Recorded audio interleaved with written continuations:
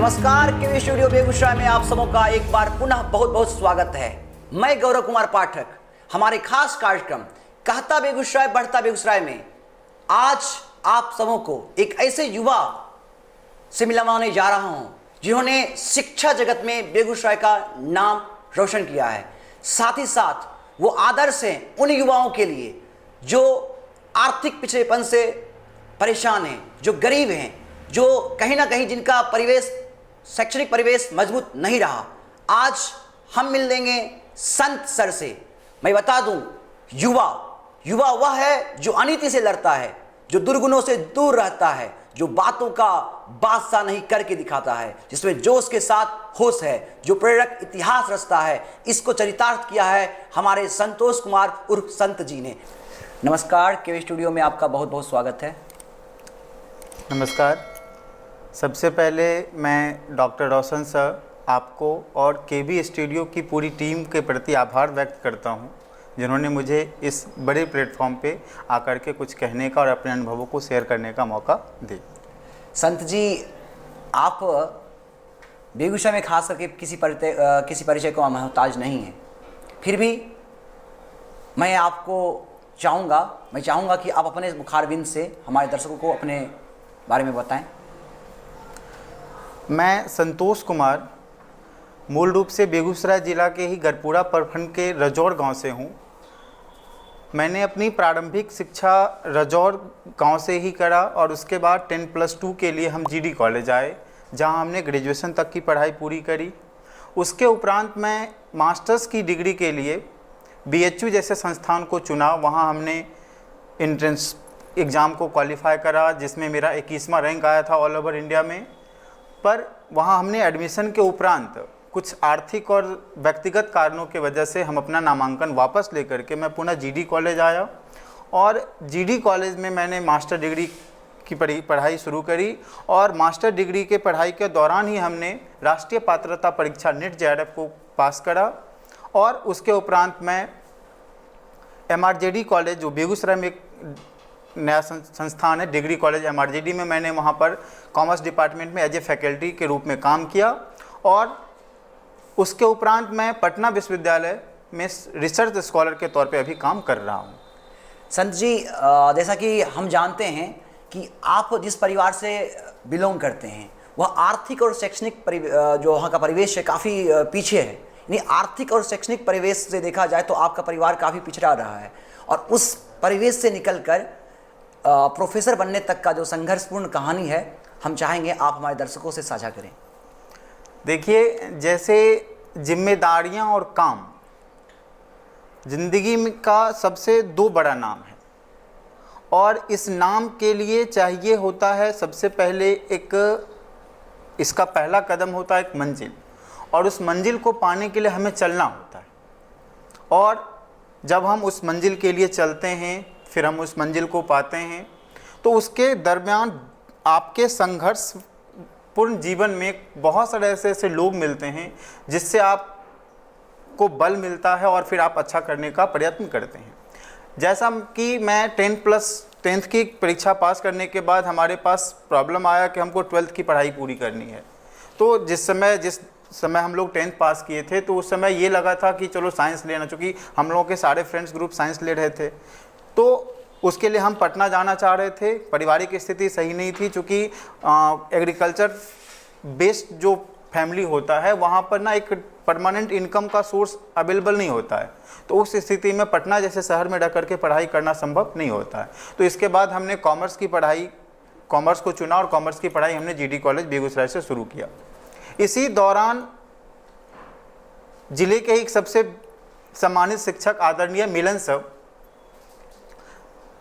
के संपर्क में हम आए, और उन्होंने मुझे एक ऐसा प्लेटफॉर्म दिया जहां से मैं एज ए टीचर काम कर सकता था।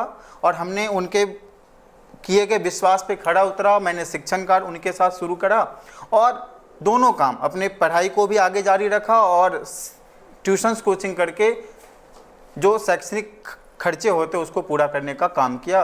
और आप देखिए संत जी, आप बेगूसराय में तो काफ़ी मशहूर हैं अपने काम के लिए।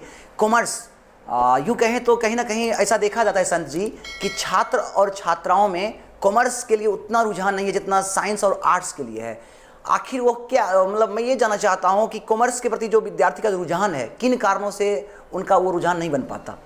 देखिए, जो परंपरागत शिक्षा का जो ढांचा है उसके अनुसार ये एक तरीका बनाया गया था कि चलो साइंस सबसे टॉप पे है, फिर आपका लास्ट में सबसे आ गया आर्ट्स, और जो दोनों के बीच में आता है आपका कॉमर्स आता है, जो कि एक परंपरागत ढांचा का रूप है कि जिनके अच्छे मार्क्स आ रहे हैं वो बच्चे साइंस ले रहे हैं, जिनके अच्छे मार्क्स नहीं आ रहे हैं वो आर्ट्स चूज करते हैं। और सामान्यतः जो समाज का जो रूप है उसके अनुसार आर्ट्स वाले बच्चों को लोग हीन भाव से देखते हैं।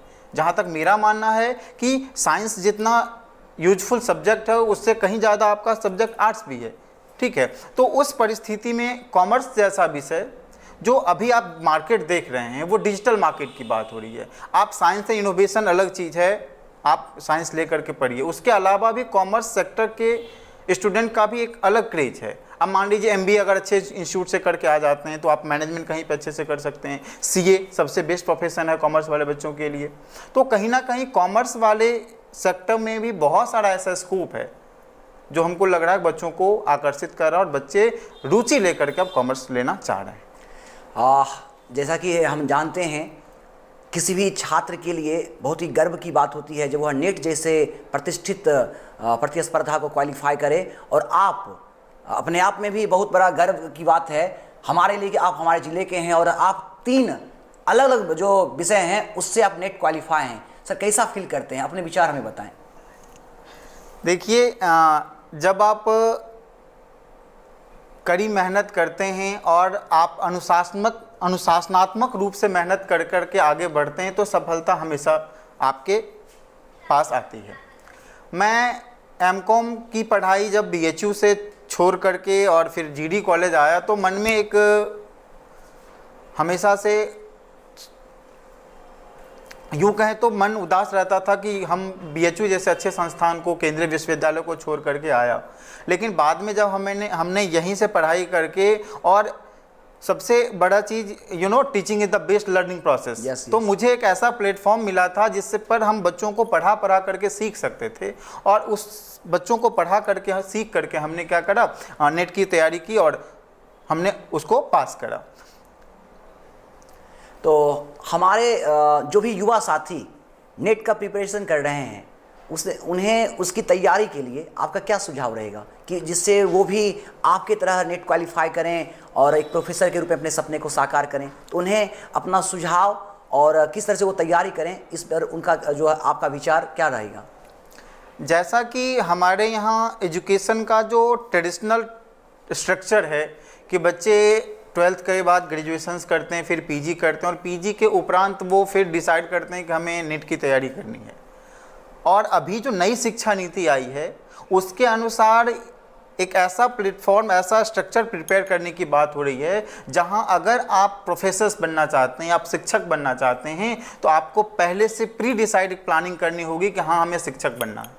अब ये था, पहले के ये में था कि अगर मान लीजिए आप कुछ नहीं कर रहे हैं तो B.Ed करके टीचर्स बन गए, फिर नेट की प्रिपरेशन में लगे हुए हैं, फिर PhD को सोच रहे हैं। लेकिन अब जो मतलब कि नया जो दौर आ रहा है उसके अनुसार आप नए युवाओं के लिए एक अलग कंपटीशन का दौर है। यदि आपको प्रोफेसर्स बनने हैं, अभी रिसेंट जब नई शिक्षा नीति आई थी तो हमारे HR मिनिस्ट्री, जो अभी नाम शिक्षा मंत्रालय बदल के कर दिया गया था, उसके शिक्षा मंत्री राम नरेश निशांक ने कहा था कि अब IAS IPS से भी ज़्यादा टफ हो जाएगा शिक्षक बनना, ठीक है। तो उस कंडीशन में हमारे जो भी छात्र छात्राएं या भाई बहन जो भी चाहते हैं कि हमें as a teacher, as a professor अपने आप को इस्टेब्लिश करना है, तो उसके लिए उनको आफ्टर 10th ही मेंटली प्रिपेयर करना होगा और उनको उस ढंग से मेहनत करना होगा कि यदि मान लीजिए आप ग्रेजुएशन पढ़ रहे हैं तो ग्रेजुएशन के जितने भी सिलेबस हैं उसको अच्छे से कवर करके पढ़ना होगा। मास्टर डिग्री में जितने भी सिलेबस हैं सब उसको कवर करके आपको एक ऐसा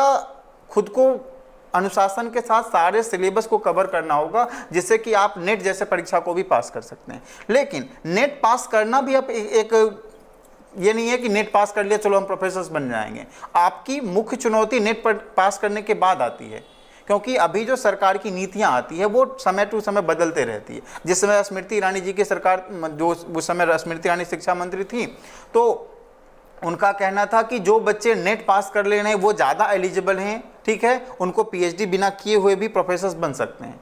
फिर नई सरकार मतलब नए शिक्षा मंत्री आए, उन्होंने कहा कि नहीं, अब क्या है ना कि 2021 से प्रोफेसर्स की बहाली के लिए पीएचडी अनिवार्य हो जाता है। तो सरकार की नीतियां हमेशा बदलते रहती है, आप प्लान करके चलते हो कुछ, फिर लाइफ में ऐसे ऐसे सिचुएशंस, चाहे वो सामाजिक हो, राजनीतिक हो, या किसी भी प्रकार से वो उस टाइप का सिचुएशन क्रिएट हो जाता है जिससे कि आपको फिर से रीप्लान करना पड़ता है। मैं अपनी बात बताऊं, मैंने 2016 में नेट क्वालिफाई करा, फिर 17 हर ईयर हमने नेट क्वालिफाई करना मतलब परीक्षा दी और पास किया। लेकिन अभी जो दौर आया, अभी 2 दिन पहले बिहार सरकार के द्वारा सहायक प्राध्यापकों की नियुक्ति हेतु एक परिनियम लाया गया। उसमें यह कहा गया कि जो पीएचडी धारी हैं उनको 30 अकाडमिक पॉइंट्स दिया जाएगा, और जो बच्चे नेट क्वालिफाई किए हुए हैं, जो नेट जेआरएफ का एग्जाम पास किए हुए हैं, उनको 5 से 7 एकेडमिक पॉइंट दिए जाएंगे। तो ये जो आप 30 और 7 अंक का जो देख रहे हैं, नहीं, इसको लेके जो है काफ़ी उधेड़बुन देखा जा रहा है पीएचडी के मानक को और नेट के अंकों को लेके। जो मैंने देखा है बहुत सारी भ्रांतियां, बहुत सारे जो है चर्चा पर चर्चा हो रहा है, आरोप प्रत्यारोप हो रहा है। तो कहीं ना कहीं इसकी मैं चाहूँगा कि इस स्थिति को आप स्पष्ट करें। ये स्थिति बनती है राजनीतिक कारणों से। आप देखिएगा, किसी का ये कहना है कि नेट को तजर्बा मिल रहा है, कोई ये कह रहा है कि पीएचडी को तजर्बा दिया जाए। तो नहीं, ये चीज़ डिपेंड करता है कि डिसीजन मेकर कौन है। अभी कुछ दिन पहले एक अखबार में हास्यास्पद घटना हमने पढ़ा कि झारखंड के एजुकेशन मिनिस्टर, जी एजुकेशन मिनिस्टर, जो एजुकेशन का सर्वा है, वो 10th पास है, और वो अपने ही बनाए गए कॉलेज में, अपने खुद के कॉलेज में फिर से जाकर के वो 12th में एडमिशन्स करवा रहे हैं। इसका कहना ये था कि मान लो जो एजुकेशन का डिसीजन मेकर है, उसके लिए एजुकेशन से संबंधित कोई पॉलिसी नहीं, वो 10th पास करके अपने ही कॉलेज में फिर इंटर में एडमिशन करा सकता है। तो यहाँ क्या है ना कि चपरासी की बनने के लिए आपको अलग अलग प्रोसेस मतलब बताए गए कि आपको एंट्रेंस देना है, आपको एग्जाम पास करने हैं, फिर आपको वाइवा देना है राजनेता बनने के लिए। तो डिसीजन मेकर को डिफाइन करना होगा कि ये जो प्रोफेसर्स बनने हैं उनके लिए जो योग्यता होनी चाहिए वो कौन बना रहा है। अभी क्या है ना, हमारी राज्य की सरकार कोई भी योजना लाती है तो उसको उस योजना से संबंधित जो क्रियान्वयन होगा, कार्य पद्धति होगी, ठीक है, जो रूल्स होंगे, रेगुलेशंस होंगे, वो आईएएस आईपीएस अधिकारी को देते बनाने के लिए। जबकि शिक्षकों की नियुक्ति हेतु उनको नियम बनाने के लिए अगर दिया जाना चाहिए था तो वो बौद्धिक वर्ग को दिया जाना चाहिए था, यूनिवर्सिटी के प्रोफेसर वगैरह को, वो आकर के बनाते तो फिर पता चलता कि ये चीज़ सही है। नो डाउट पीएचडी प्रोफेसर्स बनने के लिए बहुत ज़्यादा ज़रूरी है, क्योंकि बिना रिसर्च किए हुए आप अच्छे प्रोफेसर्स नहीं बन सकते।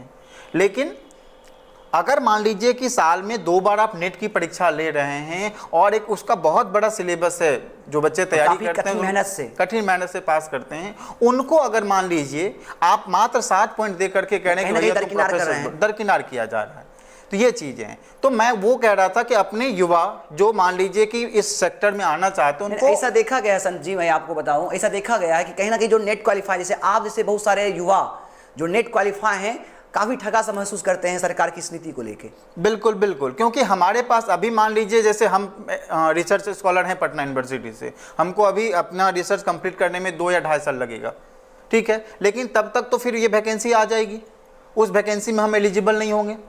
और फिर जो सबसे बड़ा यूनिवर्सिटीज एंड कॉलेजेज में जो सबसे ज़्यादा अगर शैक्षणिक जो पतन हो रहा है, उसका सबसे बड़ा मुख्य कारण है शिक्षकों की घोर कमी और सरकार की उदासीनता।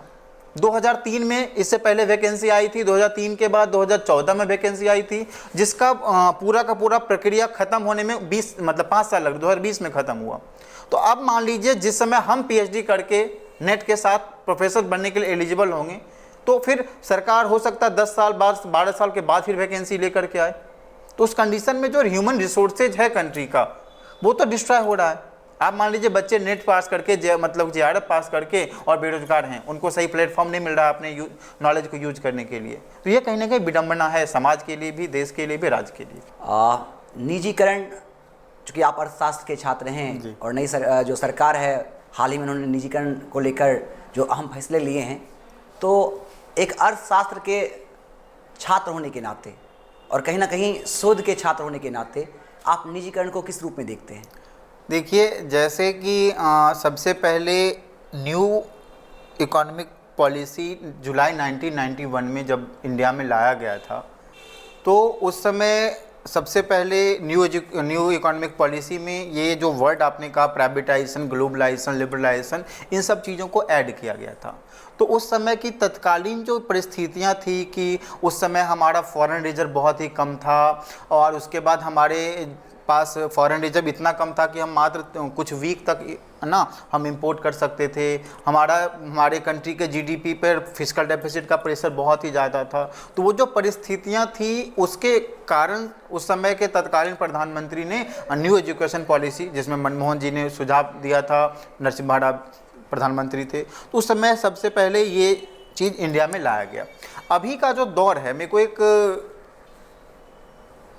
लाइन याद आ रहा है कि मालूम न था कि इतना कुछ है घर में बेचने को, जी। अब ज़मीन से लेकर ज़मीर तक बिक रहा है। अब मान लीजिए हमारी जो अभी की जो मौजूदा स्थितियां हैं उसके अनुसार अगर मान लीजिए हमारी सरकार अगर निजीकरण पर ज़्यादा जोर दे रही है तो वो कहीं ना कहीं हमारे राष्ट्र और समाज को एक निगेटिव तौर पे लेके जाएगा। आप मान लीजिए जैसे भारत की हम बात करेंगे, एक सर्वे के रिसर्च को हमने पढ़ा था, वो कुछ हद तक हमको सही भी लगा था कि इंडिया के पॉपुलेशन के टॉप 5% पॉपुलेशन के पास इंडिया के टोटल वेल्थ का आधा हिस्सा है, और बाकी के 95% पॉपुलेशन में बाकी का आधा, टोटल वेल्थ का आधा हिस्सा है। तो ये जो अमीरी और गरीबी के बीच की जो खाई है, उस परिस्थितियों वाले देश में अगर निजीकरण को सरकार बढ़ावा देती है तो वो कहीं ना कहीं हानिकारक होगा। नहीं सर, आपने जैसे भी यहाँ बात रखा कि जो हमारा संसाधन है या जो हमारा धन है उस 95% जो है एक खास लोगों के पास है। हाँ। और जो 5% यूँ कहें तो 5% आबादी अमीर है। यूँ मतलब इसको इस ढंग से कह सकते हैं कि हमारे यहाँ जो आय एवं संपत्ति का जो वितरण है जी। वो एकदम अनइक्वल है, बहुत ही ज्यादा अनइक्वल है। मतलब एक तरफ 95% पिछड़े लोग, गरीब लोग, हाँ, और एक तरफ कहीं ना कहीं 5% जो है जो देश के आधी संपत्ति का मालिक, हाँ, देश की जो आधी संपत्ति का मालिक कहीं ना कहीं 5% के लोग, 5%। और आम आदमी जो तरह के जो परेशान हैं, गरीब हैं, कहीं ना कहीं उनकी स्थिति असंतोषजनक, उनकी स्थिति जो है असंतोषजनक है, वैसे लोगों की संख्या 95% है। हाँ, उस स्थिति में उस देश में अगर सरकार निजीकरण को बढ़ावा देती है, मेरा यह मानना है कि ये जो अंतर देखा जा रहा है, इस अंतर को, चूंकि आप अर्थशास्त्र के छात्र हैं, तो यह जो अर्थशास्त्र के दृष्टिकोण से जो अंतर देखा जा रहा है उस अंतर को कैसे पाटा जाएगा? तो उस अंतर के लिए सरकार को एक दीर्घकालीन नीतियां बनानी होगी। जैसे अभी नोबेल विजेता अभिजीत बनर्जी जो मतलब पश्चिम बंगाल से थे, उन्होंने एक सुझाव दिया था कि सरकार को एक विशेष पैकेज के तहत हर गरीब परिवार को एक मिनिमम अमाउंट हर मंथ या ईयरली उसको देना चाहिए, 6,000 रुपये समथिंग करके था।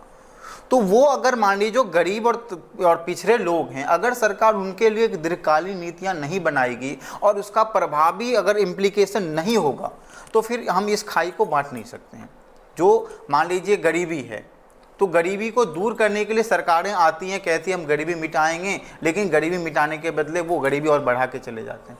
तो सरकार को एक दीर्घकालीन नीतियां बनानी होगी कि कैसे हम उनके पास सारे संसाधनों को, कैसे उनके जीवन को बेहतर करें। बिल्कुल। जैसे अभी निजीकरण की बात आपने कहा, आत्मनिर्भर भारत। आत्मनिर्भर भारत में ये है कि आपको खुद पे निर्भर ज़्यादा रहना होगा।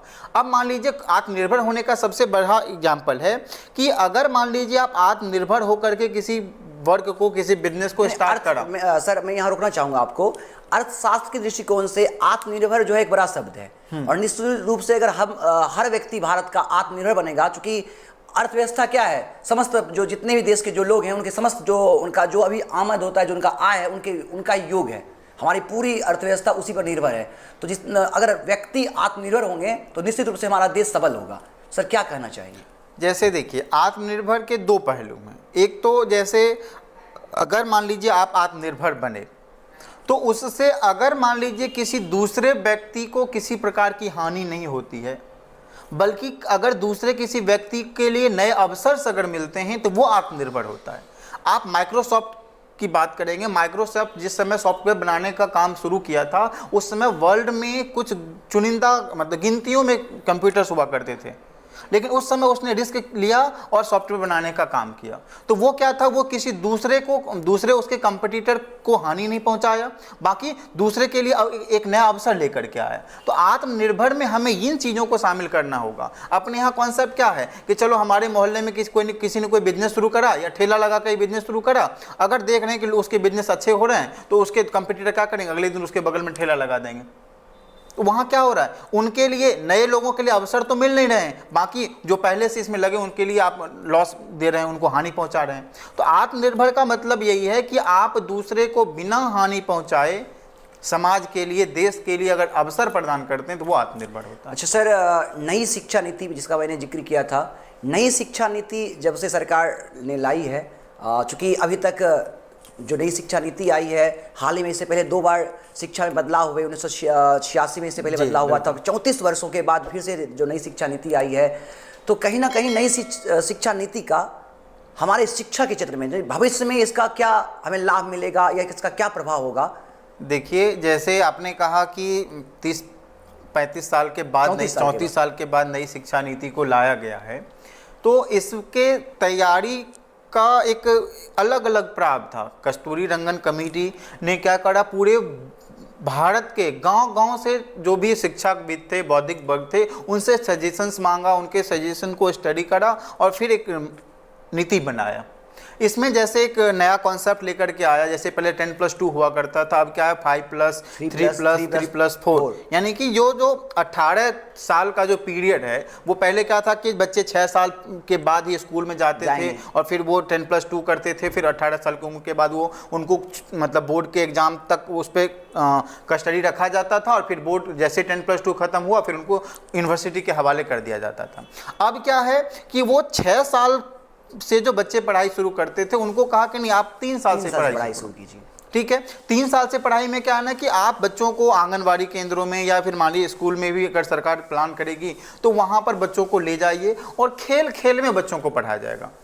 सबसे बड़ा चीज़ यहाँ पर है खेल खेल में। अब मान लीजिए बच्चों को स्कूल भेजना, उनको स्कूल के गतिविधियों में इन्वॉल्व करवाना गार्जियनों के लिए और शिक्षकों के लिए एक बहुत बड़ा टास्क होता है, क्योंकि बच्चे ज़्यादातर उस समय उस मानसिक रूप से स्कूल जाना नहीं चाहते हैं, उनको हम प्रेशर दे करके स्कूल भेजते हैं। लेकिन अगर मान लीजिए अगर हम बच्चों के 3 साल के उम्र के बाद ही अगर हम स्कूल में भेजें और स्कूल में भी उनसे वही सारा काम करवाया जाएगा जो अपने घर पे कर रहे थे, पेंटिंग का काम हो या कुछ बनाने का काम हो, ड्राइंग का करने का काम हो, तो उनको खेल खेल में छोटी छोटी चीज़ों को सिखाया जाएगा और उसके बाद फिर उनको मतलब प्रथम कक्षा में फिर उसके आगे उनको पढ़ाया जाएगा। तो ये कहीं ना कहीं शुरुआत अच्छी है।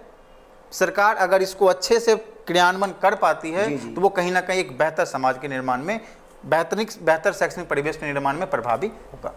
यूँ कहा जाए कि नई शिक्षा नीति ने नॉलेज के साथ साथ स्किल पे भी ध्यान दिया है, फोकस किया है। नॉलेज स्किल से सबसे ज़्यादा ये इम्पोर्टेंट है। जैसे मान लीजिए जो परंपरागत हमारा शिक्षक का जो ढांचा था उसके अनुसार क्या था ना कि बच्चे ग्रेजुएशन कर रहे हैं, पीजी कर रहे हैं, फिर उनको जाकर के जॉब खोजना होता था।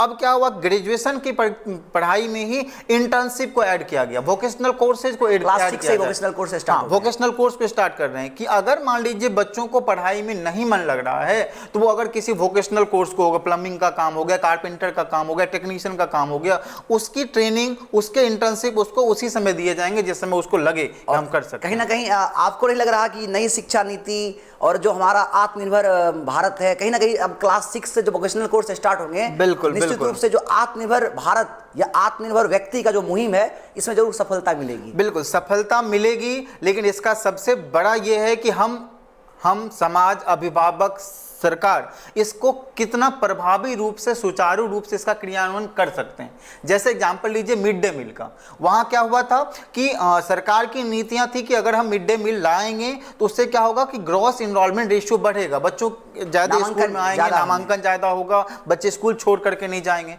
लेकिन हुआ क्या, उसका एक ड्रॉबैक आ गया टीचर्स की कमी, कहीं ना कहीं शिक्षा की गुणवत्ता में कमी आई। गुणवत्ता में कमी आई। सरकार का विजन सही था, उसका सफल क्रियान्वयन नहीं किया जा सका। उसके लिए अलग से उन्होंने मतलब स्टाफ रिक्रूट नहीं किए। जो टीचर्स थे जिनका काम था पढ़ाना, वो चले गए उस काम को करने के लिए। नई शिक्षा नीति में तो उनको शिक्षक को शिक्षण कार्य के अलावा सभी कार्यों से उन्हें अलग किया गया, जो बहुत ही स्वागत योग्य। अच्छा संत सर, हम आपसे ये जानना चाहेंगे, जैसा आपने शुरू में कहा कि नई शिक्षा नीति के बाद शिक्षक बनना आईएएस बनने से भी ज्यादा कठिन हो जाएगा। बिल्कुल बिल्कुल। तो जब सर शिक्षक बनना इतना कठिन हो जाएगा, तो मैं ये जानना चाहता हूं, हमारे जो अभी युवा साथी शिक्षक बनना चाहते होंगे या प्रोफेसर बनना चाहते होंगे, तो नई शिक्षा नीति के बाद उनके राह कैसे कठिन होने वाले हैं?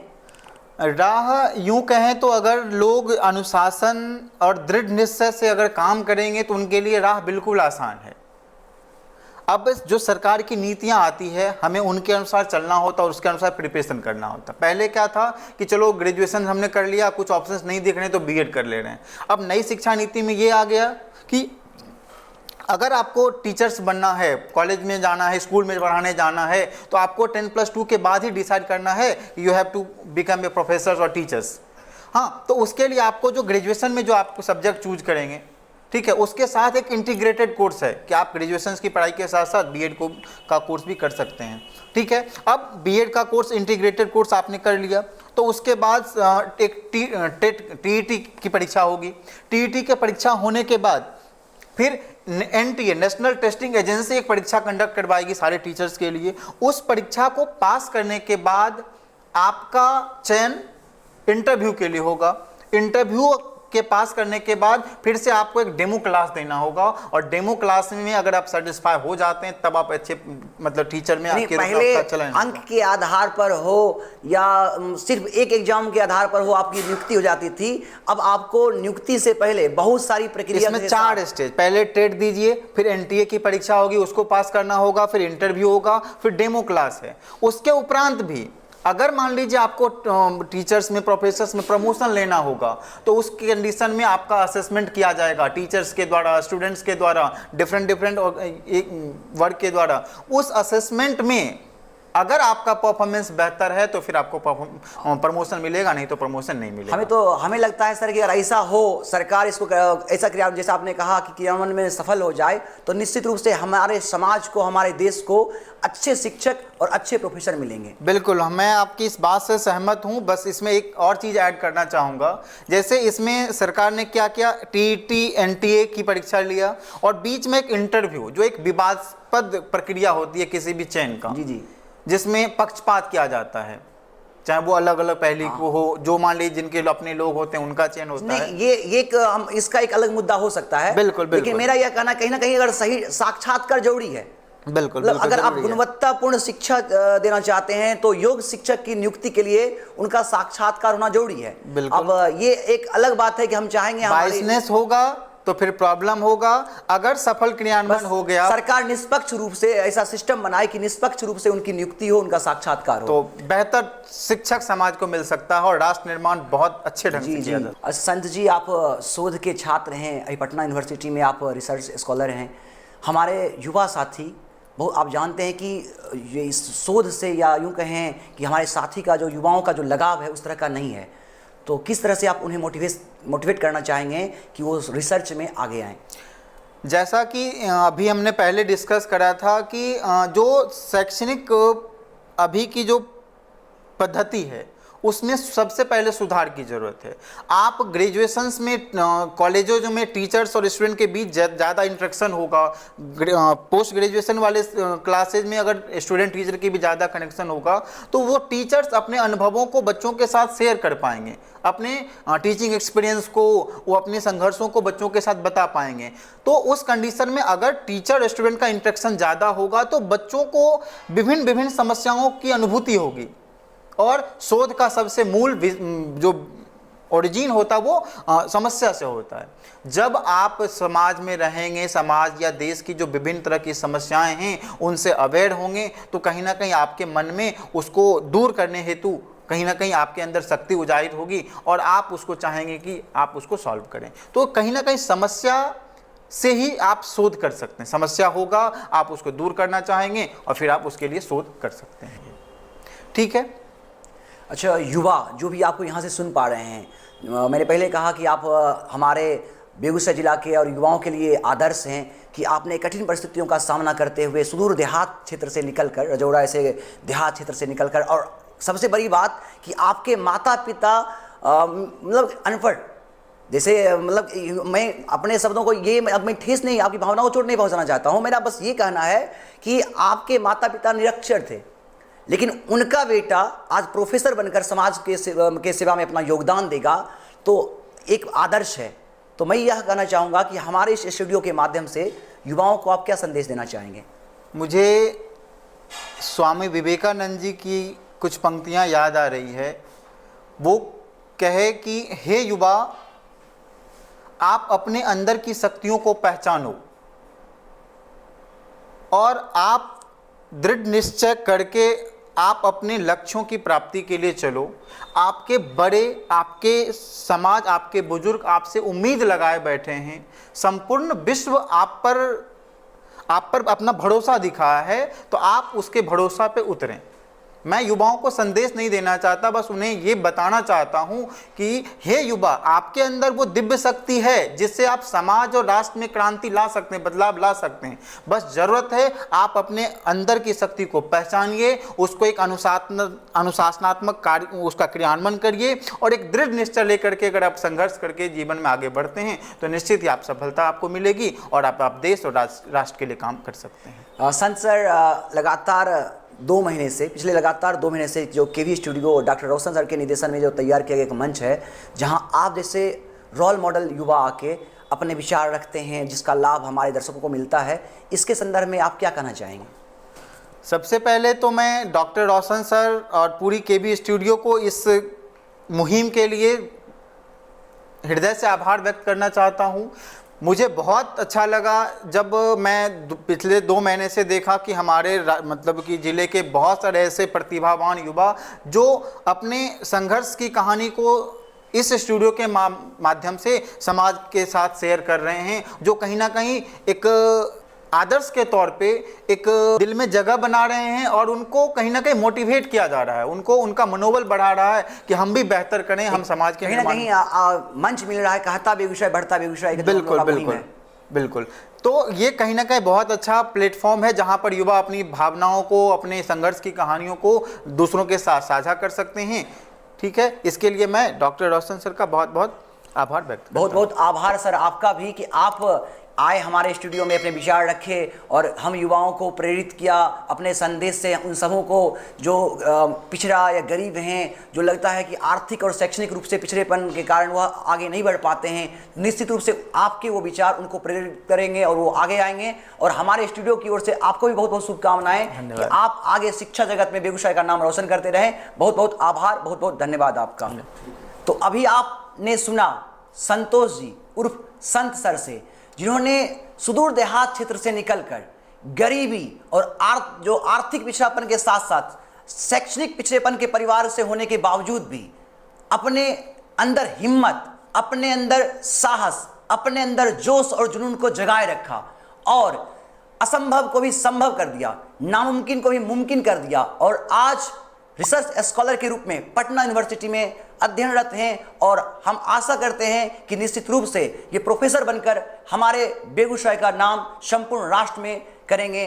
और इन्होंने मैं एक पंक्ति दोहराना चाहूँगा इनके लिए कि जिस पंक्ति को इन्होंने चरितार्थ कर दिया है, दर्द की आंच पर गमों को उबाल दूं, दर्द की आंच पर गमों को उबाल दूं, दिल में न ज्यादा वहमों को पाल दूं, सामने मंजिल और खुला आसमां है, सामने मंजिल और खुला आसमां है, काट दे चारों तरफ बुने ये जाल तू, सामने मंजिल और खुला आसमां है, काट दे चारों तरफ बुने ये जाल तू, ये जवाना तेरा हो जाएगा, ये जवाना तेरा हो जाएगा, मदारी बन दिखा कोई कमाल तू, मदारी बन दिखा कमाल तू। इन्होंने समाज में एक नया कमाल दिखाया है जो एक मिसाल बनेगी आने वाले समय में। बहुत बहुत धन्यवाद आप सबों का।